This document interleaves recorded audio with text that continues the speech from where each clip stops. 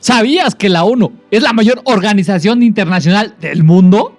La Organización de las Naciones Unidas, o simplemente ONU, fue fundada al final de la Segunda Guerra Mundial con un objeto claro: evitar que un desastre de tal magnitud se repitiera. En un mundo devastado por el conflicto, se creó para promover la paz, garantizar la seguridad internacional y fomentar la cooperación entre naciones. Hoy, su sede está en Nueva York, pero las oficinas clave en lugares como Ginebra, Nairobi y Viena, jugando un papel importante central en la diplomacia y en la resolución de problemas globales. ¿Cómo nació la ONU y por qué? Reemplazó a la Sociedad de Naciones. La ONU surgió como respuesta a los fracasos de la Sociedad de Naciones, fundada después de la Primera Guerra Mundial, que no pudo evitar la Segunda Guerra Mundial. La idea de la ONU se consolidó en 1942 cuando el presidente de los Estados Unidos, Franklin Roosevelt, utilizó por primera vez el término Naciones Unidas para describir una alianza de 26 países comprometidos a derrotar el eje Roma-Berlín-Tokio. Este fue el comienzo de lo que más tarde se convertiría en la ONU. En 1945, los países aliados comenzaron a discutir los detalles de la nueva organización en la Conferencia de Yalta. Roosevelt sugirió el nombre de Naciones Unidas, y meses después, en la histórica Conferencia de San Francisco, se firmó la Carta de las Naciones Unidas, creando oficialmente la organización con 51 Estados miembros, incluidos países como Francia, China, el Reino Unido, Estados Unidos y la Unión Soviética. ¿Qué hace que la ONU sea diferente de la Sociedad de Naciones?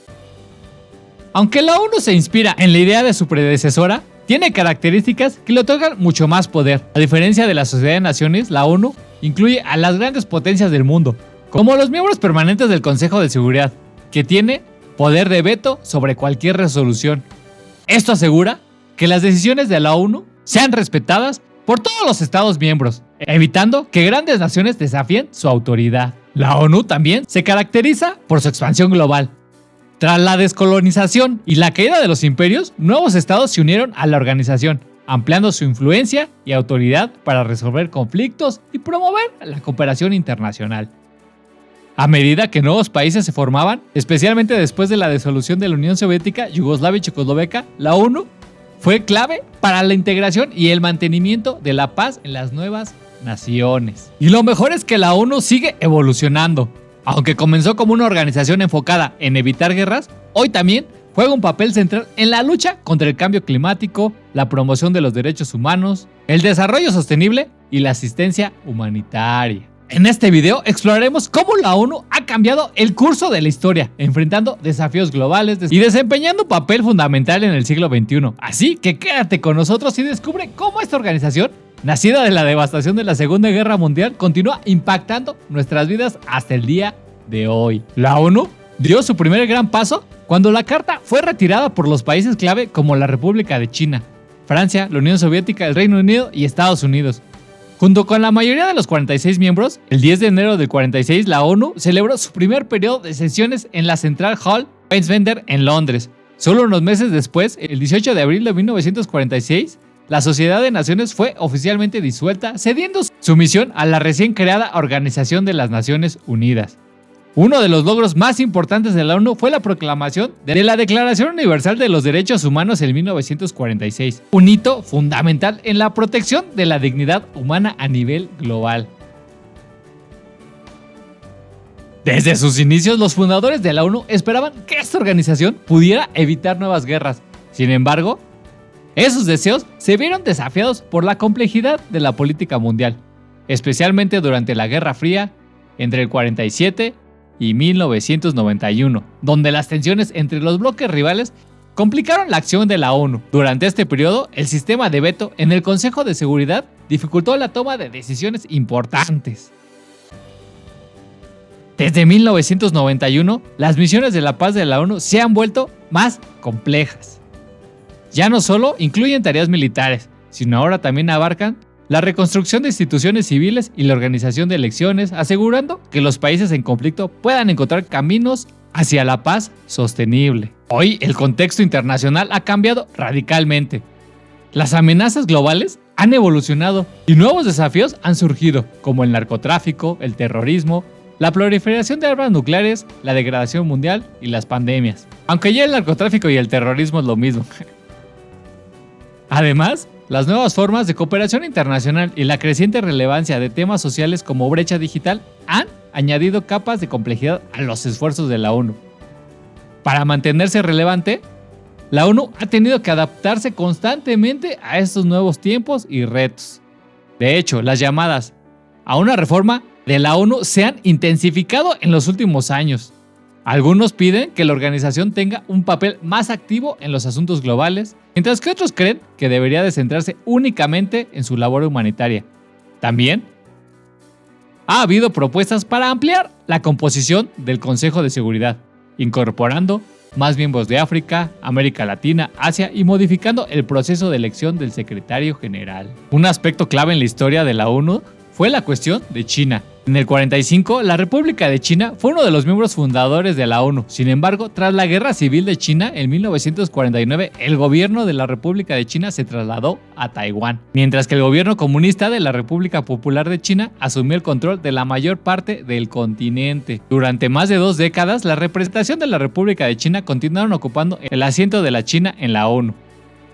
Pero en 1971, la Asamblea General aprobó la Resolución 2758, reconociendo a la República China como el único representante legítimo de China y transfiriendo su escaño, junto con el asiento permanente en el Consejo de Seguridad, la RPC.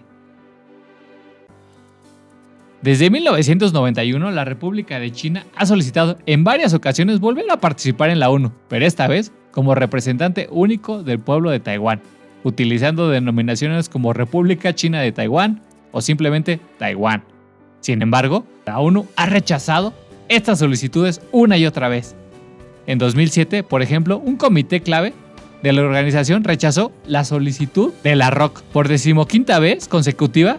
Al ser consultado sobre las acciones del rechazo, el entonces secretario general Ban Ki-moon explicó que era legalmente imposible debido a la resolución de la Asamblea General de 1971, que reconoció a la República Popular de China como el único representante legítimo de China. Y eso que ellos eran una minoría, ni el 1% de China hace 100 años. Actualmente, 14 estados miembros de la ONU, además de la Santa Sede, mantienen relaciones diplomáticas con Taiwán. Por otro lado, la República de China considera a Taiwán como una provincia rebelde y se opone firmemente a que la isla sea miembro de la ONU.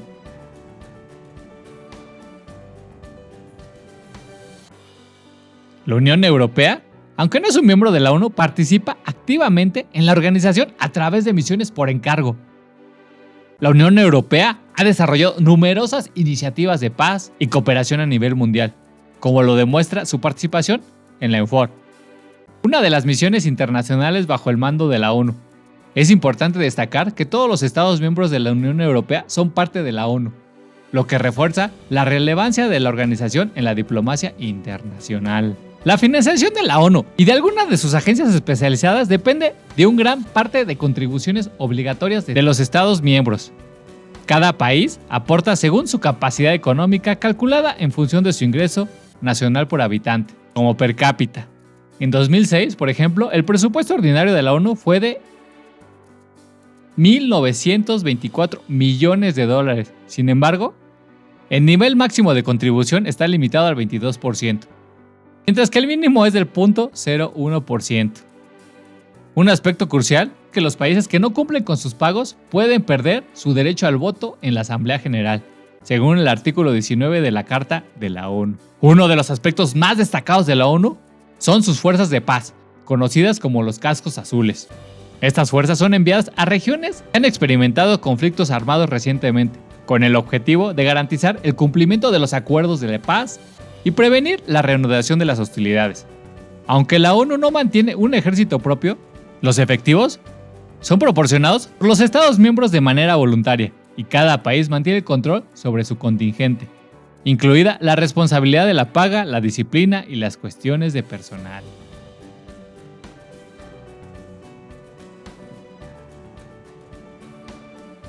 Desde su creación en 1948, el propósito principal de las misiones de paz de la ONU ha sido mantener la paz y la seguridad internacional. A través de estas misiones, se faculta a la ONU para tomar medidas colectivas eficaces que mantengan y eliminen amenazas a la paz, y para resolver disputas entre los países a través de la diplomacia y la justicia internacional. Sin embargo, para comprender mejor el enlace y funcionamiento de estas misiones es necesario extender su origen, los principios guían su labor y el contexto internacional en el que se desarrollan. Las operaciones de mantenimiento de paz de la ONU son fundamentales para garantizar la estabilidad global. Estas operaciones, respaldadas por el Consejo de Seguridad de la ONU, no solo apoyan la vigilancia y la resolución de conflictos entre países o dentro de naciones con comunidades hostiles, sino que sirven como un recordatorio crucial de que la comunidad internacional está vigilante y comprometida con la legalidad de los actos de los estados. Las tropas, conocidas como los cascos azules, tienen una misión clara: facilitar la paz a través de la diplomacia y la negociación, no a través del enfrentamiento. El uso de la fuerza solo se permite en situaciones de defensa propia o cuando se enfrentan a obstáculos que impiden el cumplimiento de su misión. Desde la primera operación de 1947 en Grecia, la UNSCOP, la ONU ha desplegado más de 71 operaciones de paz, involucrando a más de 110,000 personas de más de 120 países. Estas misiones han tocado todos los rincones del mundo, desde el Canal de Suez en 1956 hasta los devastadores conflictos en Ruanda y Somalia, y más recientemente en Timor Oriental.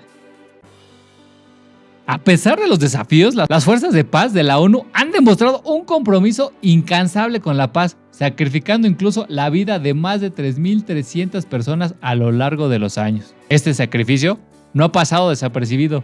En 1988, durante el segundo mandato de Javier Pérez de Cuellar, las fuerzas de paz recibieron el Premio Nobel de la Paz, un reconocimiento a su arduo trabajo. Hoy, los cascos azules continúan desempeñando un papel esencial en la construcción de un mundo más pacífico. No solo monitorean la situación de los derechos humanos y la seguridad, sino que también apoyan los procesos clave de desarme, desmovilización y la reintegración de excombatientes, mientras ayudan a crear instituciones de gobernanza sostenibles en zonas de conflicto. Es crucial entender que el trabajo de la ONU y sus operaciones de mantenimiento de paz no solo es un esfuerzo por detener la violencia, sino una lucha constante por un mundo más justo y pacífico. Y mientras sigan surgiendo nuevos retos globales, la ONU y sus valientes cascos azules seguirán siendo una piedra angular en la búsqueda de la paz mundial. Si te gustó, ayúdame suscribiéndote. Muchas gracias.